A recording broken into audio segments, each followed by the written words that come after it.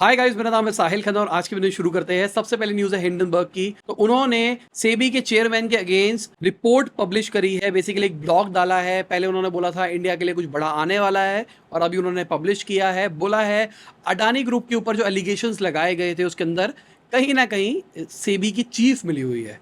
अभी हमने देखा था अडानी ग्रुप के ऊपर हिंडनबर्ग ने कहा था कि बहुत बड़ा स्कैम है, ये है, वो है। बहुत सारे लोगों ने शोर शराबा किया था। सेबी ने कहा भाई कोई प्रॉब्लम नहीं है। अब ये उस कोई प्रॉब्लम नहीं है वाली बात को हाईलाइट करते हुए यहाँ पर एलिगेशंस लगाए जा रहे हैं। अब सेबी की जो चीफ पर्सन है उनका कहना है कि भाई ये सब झूठ है। अगर हम अडानी ग्रुप की बात करके चले तो उनका भी कहना है ये सब कुछ झूठ है। जो आईआईएफएल है उन्होंने भी डिनाई किया है कि भाई हमने कोई अडानी ग्रुप में पैसा नहीं लगाया है। उन्होंने बोला 90% जो उन्होंने पैसा लगाया था वो बॉन्ड्स के अंदर लगा हुआ था। तो भाई यहाँ पर तो पूरा नकारा जा रहा है इस पूरी की पूरी चीज़ को। अभी सबके सब ना लोग बटे पड़े हैं इस चीज़ के अंदर। मतलब मेरे को नहीं पता मैं किस साइड पे हूँ, बट बटे हुए हैं। कई लोग कह रहे हैं कि भाई फालतू का ये अडानी ग्रुप के ऊपर हमेशा एलिगेशन लगाते रहते हैं और इस चक्कर में उनकी मार्केट कैप घटती रहती है। अगर हम बात करके चले, अडानी ग्रुप के 7% से ज़्यादा शेयर्स घटे, 53,000 करोड़ से ज़्यादा का लॉस हुआ है इन्वेस्टर्स को, ये जो रिपोर्ट निकल के आई है। अब अगर ये सच है तो ठीक है, अगर ये झूठ है तो भाई बहुत बड़ा प्रॉब्लम है ये। और एक स्ट्रैटेजिक टाइमिंग भी अगर देखा जाए तो स्ट्रैटेजिक टाइमिंग पहले भी हमने देखा था और अभी भी हम देख रहे हैं। जब लोकसभा के सत्र चल रहे होते हैं उस टाइम पे ये सारी की सारी बातें होती है। अब इसका अब पॉजिटिव साइड भी मान सकते हो, नेगेटिव साइड भी मान सकते हो। अब अगर ये सही है तो उन्होंने ये चीज़ें सामने लाई है, ये बहुत बड़ा स्कैम हो सकता है। अगर ये मतलब आप समझो ना, जो गवर्निंग बॉडी है उन्हीं के चीफ के ऊपर एलिगेशन लगाई गई है कि आपने ही कांड किया है, तो ये बहुत बड़ा स्कैम हो सकता है अगर ये प्रूफ होता है तो। अगली खबर सीसीडी की है। तो उनके शेयर प्राइसेस घटते हुए दिखाई दिए 16% से, और इसका रीजन ये है एनसीएलटी ने ऑर्डर किया है इंसॉल्वेंसी के लिए। 2019 में इनके जो फाउंडर है सिद्धार्था जी, उनकी डेथ के बाद में कंपनी कॉन्स्टेंटली फाइनेंशियल ट्रबल्स में चल रही थी। उनकी वाइफ ने बचाने की कोशिश करी है, बट कहानियां अभी उतनी बेटर नहीं दिखाई दे रही है।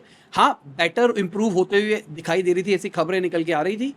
बट लेट्स सी डायरेक्शन कहाँ जाती है पूरी पूरी सीसीडी की। अगर हम ओला इलेक्ट्रिक की बात करके चले तो भाई अपर सर्किट छुआ है, 20% ऊपर गई है। वाह प्रभु इन्वेस्टर, वाह प्रभु, क्या बोलूं। मतलब मैं, एक छोटी सी रिपोर्ट आती है जहां पर एलिगेशंस लगाए जाते हैं, आप उस कंपनी के मार्केट शेयर क्रैश कर देते हो। जो प्रॉफिटेबल है, जहां डेटास दिखाई दे रहे हैं कि भाई कुछ ना कुछ तो काम हो रहा है, और थर्ड पार्टी की बातें हो रही है। मतलब इसका पैसा लगा हुआ है, उसका पैसा लगा हुआ है, ऐसा हुआ है, वैसा हुआ है। मतलब कहीं ना कहीं आप कह सकते हैं ओवर वैल्यूएशन के मामले के चक्कर में सारा का सारा मार्केट क्रैश कर रही है। दूसरी साइड पे जिस कंपनी के डेटा ही खराब दिखाई दे रहे हैं वहां पर अपर सर्किट लग रहे हैं। पता नहीं फ्यूचर के ऊपर लग रहे हैं, क्या लग रहे हैं, मुझे नहीं पता है। वीडियो में आगे जाने से पहले आपको याद दिलाना चाहूंगा, अपने लाइक का बटन नहीं दबाया है, लाइक का बटन दबा दो, चैनल को कर दो सब्सक्राइब। मैं ऐसे ही डेली बिजनेस न्यूज आपके लिए लाता रहता हूँ। अगर हम मैप माई इंडिया के सीईओ की बात करके चले तो उन्होंने ओला मैप्स को गिमिक ही बोला है। उन्होंने बोला है कि भाई टाइम लगता है, टेक्नोलॉजी लगती है, एफर्ट्स लगते हैं अगर आप मैप टेक्नोलॉजी को बनाना चाहते हो। ओला मैप्स ओपन स्ट्रीट मैप का यूज कर रहे हैं, जिसका मतलब एक्यूरेसी आपको नहीं मिलने वाली। उन्होंने बोला है कि भाई अपना पूरा जो बिजनेस है उसके ऊपर बिल्ड मत कर लेना, ओला मैप्स के ऊपर ये गिमिक ही है। अभी के टाइम पे मैं इसके ऊपर कुछ बोलूंगा नहीं, क्योंकि दोनों बड़े कॉम्पिटिटर्स हैं और ओला की जो प्राइसिंग है उसकी वजह से मैप माई इंडिया को नुकसान पड़ेगा। बट मैप माई इंडिया ने जो एलिगेशंस लगाए वो भी सही हो सकते हैं। अगली खबर ओयो की है। तो रितेश अग्रवाल 830 करोड़ रुपीस इन्वेस्ट कर रहे हैं 75% डिस्काउंट के अंदर। एक बात समझने की कोशिश करना, ओयो की वैल्यूएशन $10 बिलियन थी 2019 के अंदर। उस टाइम पे जो इनके फाउंडर है रितेश जी, उन्होंने $2 बिलियन का लोन लिया था और 20% स्टेक्स लिए थे कंपनी के, और अभी के टाइम पे कंपनी $2.37 बिलियन की रह गई है। ये बड़ी बात है अगर देखा जाए तो। मतलब आपने ऑलमोस्ट 3-4 साल पहले जो इन्वेस्टमेंट करी थी, आज कंपनी की वैल्यूएशन ही उतनी हो गई है। कितना लॉस होगा यहाँ पे रितेश जी को अगर ये सारी चीज़ें कंटिन्यू रहती है तो। बाकी मेरे हिसाब से ओयो के जो नंबर्स है वो बेटर होते हुए दिखाई दे रहे हैं। अब वो प्रॉफिटेबिलिटी की तरफ भी जा रहा है, वो होटल चेन्स भी बना रहा है, लग्जरी चेन्स भी बना रहा है। अब सब कुछ ठीक दिखाई दे रहा है। ये मतलब मैं अपने पॉइंट ऑफ व्यू से बता रहा हूँ। अगर हम रेडियो मिर्ची की बात करके चले तो उन्होंने गाना को खरीद लिया है 25 लाख रुपए में। अब बहुत बड़ा गेम है, टाइम्स इंटरनेट का है भी। टाइम्स इंटरनेट ने पिछले कुछ टाइम में अपनी बहुत सारे प्रोडक्ट्स बेचे हैं, और यहाँ पर समझने की कोशिश करना गाना कितना बड़ा फेलियर निकल के आ रहा है। गाना अभी तक $200 मिलियन से ऊपर रेस कर चुका है, $580 मिलियन की वैल्यूएशन तक पहुंच चुका है। 25 लाख रुपए में कंपनी बिक रही है। मतलब इतना बुरा हाल होता हुआ दिखाई दे रहा है कंपनी का। कहा जा रहा है कंपनी बहुत गंदे फाइनेंशियल स्ट्रेस के अंदर थी, इसलिए ऐसा किया जा रहा है। जुलाई 2023 के अंदर टाइम्स इंटरनेट ने अपने 100 करोड़ रुपए का जो उनको लोन दे रखा था उसको कन्वर्ट किया था शेयर्स के अंदर, गाना के अंदर, और साथ में 10 करोड़ एडिशनल लोन देने की बात करी थी। ENIL जो है उन्होंने 15 करोड़ रुपया इन्वेस्ट किया था गाना के अंदर। अगर हम Q1 की बात करके चले फाइनेंशियल ईयर 25 में, तो ENIL ने 15 करोड़ रुपए इन्वेस्ट किया था इसके अंदर। अगर देखा जाए तो इनके नंबर्स कॉन्स्टेंटली खराब होते हुए दिखाई दिए। फाइनेंशियल ईयर 24 में इन्होंने 12.5 करोड़ का रेवेन्यू रिपोर्ट किया था, 80% फॉल आया था रेवेन्यू के अंदर। मतलब यहाँ पे कंपनी का बुरा हाल होता हुआ दिखाई दे रहा था। अगर इनके ऑपरेटिंग रेवेन्यू की बात करके चले तो वो भी घटता हुआ दिखाई दिया। अगर हम Q1 ऑफ फाइनेंशियल ईयर 25 की बात करके चले, 25.79% रेवेन्यू घटता हुआ दिखाई दिया है। मतलब 113.46 करोड़ पे पहुंच गया, 5.45 करोड़ के लॉस के ऊपर। गाना के जो सीईओ थे उन्होंने जुलाई 2023 के अंदर छोड़ भी दिया था और अभी इनके पास में नए सीईओ है। अगर टाइम्स इंटरनेट की बात करके चले तो पिछले कुछ टाइम से कॉन्स्टेंटली वो बेच रहे हैं। अभी रिसेंटली उन्होंने ET मनी को बेचा था 361 को $44 मिलियन के अंदर, MX प्लेयर को अमेजॉन को बेच दिया, MX टकाटक को शेयर चैट को बेच दिया, डाइन आउट को स्विगी को बेच दिया, MenXP, आईडीवा और हाइप को मेंसा को बेच दिया। तो कॉन्स्टेंटली हम देख रहे हैं ये अपना सब कुछ, जितनी भी एसेट इनको लग रहा था लॉस वाली है, ये बेच के निकल रहे हैं। अगर हम जोमेटो की बात करके चले तो उन्होंने अपने 4 डिलीवरी पार्टनर को प्रोडक्ट मैनेजर बना दिया है। उन्होंने प्रोग्राम निकाला है जोमेटो को पायलट, जहां पर वो अपने एम्प्लॉइज को, जो मतलब जो डिलीवरी पार्टनर्स है, उनको प्रोडक्ट मैनेजर बना रहे हैं। अब प्रोडक्ट मैनेजर बहुत अच्छी टर्म लगती है, बट एक्चुअली प्रोडक्ट मैनेजर का काम क्या होता है? प्रोडक्ट को इंप्रूव करना। तो जो इनकी ऐप है उसको इंप्रूव करना।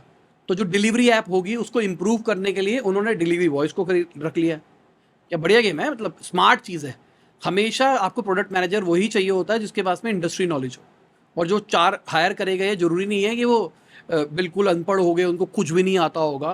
क्या पता उनको बेसिक नॉलेज हो, क्या पता उनको ट्रेनिंग भी प्रोवाइड करी जाए, प्रोडक्ट मैनेजमेंट कैसे होता है, प्रोडक्ट लाइफ साइकिल क्या होता है, वगैरह वगैरह। अगर हम जेप्टो की बात करके चले तो वो $310 मिलियन रेज कर सकते हैं $5 बिलियन की वैल्यूएशन के ऊपर। जून के अंदर इन्होंने $665 मिलियन रेज करे थे। इनकी वैल्यूएशन $3.6 बिलियन पे पहुंच गई थी $1.4 बिलियन से। पिछले 1 साल के अंदर इनकी वैल्यूएशन 3 गुना से ज्यादा बढ़ती हुई दिखाई दी है और इसका बहुत बड़ा रीजन है क्विक कॉमर्स की जो ग्रोथ दिखाई दे रही है। अगर हम फर्स्ट क्राई की बात करके चले तो उनके आईपीओ से महिंद्रा एंड महिंद्रा को 6x रिटर्न मिलती हुई दिखाई दे सकती है। महिंद्रा एंड महिंद्रा ने इनके शेयर्स लिए थे 77.96 रुपीज के अंदर, जिसका प्राइस अभी 465 रुपीज हो जाएगा। यहाँ पे अपर कैप की बात करके चल रहा हूँ क्योंकि भाई ओवर सब्सक्राइब हुआ है 12.22x। QIB से बहुत ज्यादा डिमांड दिखाई दी है फर्स्ट क्राई की। अगर हम LIC की बात करके चले तो वो 1.30 लाख करोड़ रुपीस इन्वेस्ट करने वाले हैं स्टॉक मार्केट के अंदर फाइनेंशियल ईयर 25 के अंदर। LIC का प्रॉफिट 15,500 करोड़ पे पहुंच गया, जो इक्विटी इन्वेस्टमेंट उन्होंने कर रखी है उसकी वजह से 13.5% क्वार्टर इंक्रीज दिखाई दिया है और अभी ये और पैसा इन्वेस्ट करने वाले हैं। बढ़िया है। अगली खबर कार्टून नेटवर्क की वेबसाइट की है, तो वार्नर ब्रोस उसको बंद कर रहे हैं। अब मुझे नहीं पता आपका क्या अटैचमेंट है। मेरी जो सबसे पहली इंटरनेट साइट थी जिसको मैंने ढंग से यूज़ किया था वो एक कार्टून नेटवर्क की साइट थी। मुझे याद है मेरे स्कूल के अंदर एक प्रोजेक्ट मिला था, हॉलीडे होमवर्क, जो 2 महीने की छुट्टियाँ पड़ती थी, कि आपको कोई भी एक वेबसाइट एक्सप्लोर करके आनी है और यूज़ करना है। तो मैं साइबर कैफ़े गया था, मेरे घर के पास में हुआ करता था उस टाइम पे, मतलब घर पे कंप्यूटर, लैपटॉप, इंटरनेट कुछ नहीं होता था। तो साइबर कैफ़े गया था और वहाँ पर मैंने कार्टून नेटवर्क India.com की साइट खोली थी। मैंने खोली थी गेम क्योंकि कार्टून नेटवर्क पे एड्स आती थी कि हमारी वेबसाइट आ गई है, हमारी वेबसाइट आ गई है। तो मैंने वो खोल के देखी थी कि क्या होता है। और वहाँ पे मुझे एक और लालच था, ड्रैगन बॉल जी करके कार्टून आया करता था, वो बीच में ही बंद कर दिया था उस जमाने में। तो एक लेवल तक निकाला, उसके बाद रोक दिया उसको। तो वहाँ पर पूरे एपिसोड्स दिखाई देते थे, आगे के फ्यूचर एपिसोड दिखाई देते थे। तो मैं वहाँ पर जाकर देखता था कि क्या है क्या नहीं है। गेम्स होती थी, कुछ भी होता था, मतलब ठीक था। उस जमाने के बच्चों के लिए तो बहुत अच्छी चीज़ होती थी। तो मेरा अटैचमेंट था कार्टून नेटवर्क की वेबसाइट के साथ में। आपका क्या था कमेंट सेक्शन में बताना। कार्टून नेटवर्क की वेबसाइट 1998 जुलाई से चल रही है और अगस्त 8 को वो ऑफलाइन हो गई है। कहा जा रहा है वार्नर ब्रदर्स कॉस्ट कटिंग के चक्कर में ऐसा कर रहे हैं। उनका प्लान है जो मैक्स है उसके ऊपर सब्सक्रिप्शन बढ़ाने का। अगर हम एलॉन मस्क की बात करके चले तो XAI अपना ग्रॉक 2 निकाल सकता है अगस्त के महीने के अंदर ही। इनका नेक्स्ट वर्जन होगा, शायद पावरफुल होगा, क्योंकि हम देख रहे हैं GPT ने, सारे जितने कॉम्पिटिटर है सबने अपने अपग्रेडेड मॉडल निकाल दिए। अब ग्रॉक को भी बेटर मॉडल तो निकालना ही पड़ेगा। अभी 1.5 निकाला था उन्होंने। अगर हम प्राइम की बात करके चले, उसके ऊपर $68 मिलियन का लॉस सूट हुआ है मैन्युफैक्चरिंग डील के अंदर। ये कंपनी है जो कि लोगन पॉल और KSI ओन करते हैं, जो कि क्रिएटर थे। क्रिएटर से इतना बड़ा बिजनेस बना लिया, तो मतलब क्रिएटर इकोनॉमी बहुत बड़ी है, यूएस के अंदर तो खासकर बहुत बड़ी है, इंडिया में भी बढ़ रही है। एक्सपेक्ट करके चलो इंडिया में भी इतनी बड़ी बन सकती है। ये जो लॉ सूट है ये है ब्रीच ऑफ कॉन्ट्रैक्ट के ऊपर। अप्रैल 2023 के अंदर जो कॉन्ट्रैक्ट किया गया था उसका पालन नहीं किया गया है। जो कंपनी है रीफ्रेस्को, जिन्होंने इनके ऊपर केस किया है, उन्होंने बोला है हमने बहुत पैसा और टाइम लगाया, इक्विपमेंट्स लगाए ताकि प्राइम की यूनिक बॉटल शेप बना पाए। प्राइम की बात करके चले तो 2022 में प्रोडक्ट निकाला था, उसके बाद में बहुत पॉपुलर रहा।